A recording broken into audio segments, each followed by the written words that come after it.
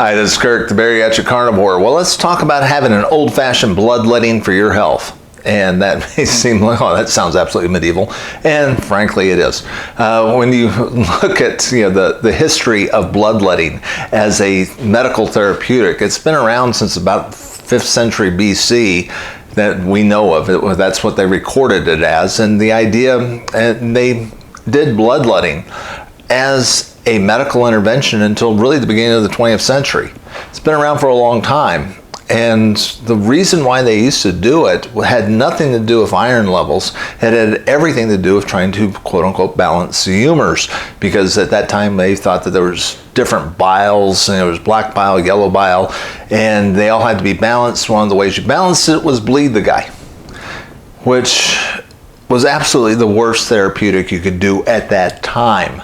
Because there was something else that they did not know about. And that was most people, before the advent of modern sanitation, were inflicted by parasites. And parasites, most of them are really voracious eaters of our iron. And when you look at the people that, our ancestors, the people that were able to get their genes to go out in the future and repopulate, basically the people that helped make you who you are today, they were exceptionally good at being able to utilize iron because it's vital to our life. And we have to have it for red blood cells and everything else. But the problem is, we don't have parasites. All those great adoptions that allowed them to survive way back when, they no longer serve a great purpose. And if we absorb too much iron, we have certain health problems. It's inflammatory. It's linked to fatty liver disease. We tend to think about those disorders. Oh, I do. Tend to really think of them as problems with diet and eating too much glucose and getting too much carbohydrates. But they also relate to your amount of iron in your system. Iron's the most there's more iron on this planet than any other element. We don't really have a real problem getting enough iron from our diet. There's plenty of that. The problem is it needs to be balanced with a certain amount of copper, and that balance has been really thrown off of late. We fortify too many of our foods with iron, and it can be a problem because we're not having the parasites that our DNA kind of expected us to have. When you go to third world countries, or you go to places where there's not good sanitation, you're going to see real problems with anemia everywhere because the people suffer from parasites. So we know it's there, but we don't know how to take care of it in the current system. Well, one way we can, a modern solution to kind of this ancient problem is giving blood. And giving blood 2-3 times a year actually kind of balances all this out. It's kind of the equivalent of having parasites without having parasites. And that's the best way I can describe it. There's a lot more scientific jargon if you want to put into it, but it's just an interesting way of thinking about it, that by giving blood, if your iron level is already high enough, and this is not advice for women who are younger, menstruating, or people that eat a vegetarian diet that may have anemia issues anyway. But for most people, your iron level's probably a little bit high. And by donating blood, you actually help balance things out a little bit. Now, there's another way of taking your blood donation and kicking it up a notch and making you even a little bit healthier. And that is by following the advice of Dr. Michael Eads. Dr. Michael Eads writes a fantastic newsletter. I'll include a link in the show notes called The Arrow.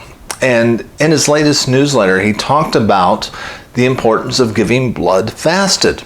And there's a thing called persistent organic pollution that we're all exposed to. If you live in a Western country, you're going to get exposed to diesel exhaust and a host of other chemicals that are just floating around. There's not a dang thing in the world you can do about it. Most of them are going to be taken out by the liver and the kidneys and everything else. We're remarkably good at getting ourselves clean, but some of it's going to get stored in the blood.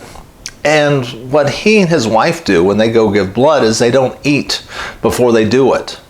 And the idea is to give blood fasted, which means that the fat cells in your body are going to pull some of that fat out to go into your bloodstream for energy.